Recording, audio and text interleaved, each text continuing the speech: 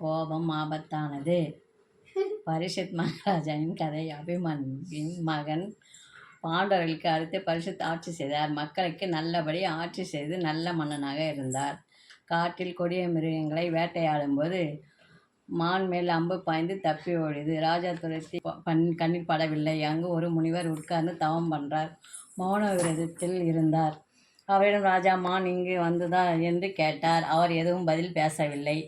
ராஜா மான் துரத்தி வந்தவர்களை களைப்பில் முனிவர் மேல் கோபப்பட்டு ராஜாவிற்கு மரியாதை தரவில்லை என்று சுற்றி பார்க்கிறார். அங்கு ஒரு செத்த பாம்பு இருந்தது. எடுத்து முனிவர் கழுத்தில் போட்டு விட்டு போகிறார்.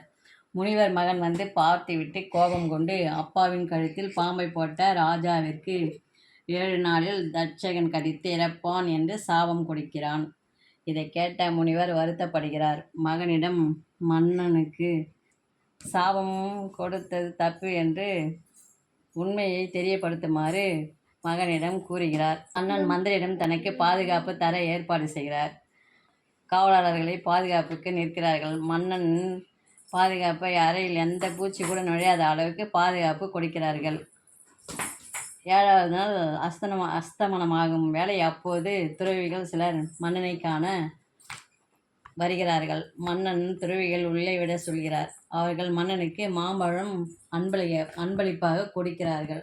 அதை மன்னன் சாப்பிட அதில் ஒரு புழு இருந்தது. மன்னன் பாம்பு வரும் என்று நினைத்தேன், புழு வருகிறது என்று சிரிக்க புழு பாம்பாக உருவெடுத்து மன்னனை தீண்ட மன்னன் இறந்து விடுகிறான்.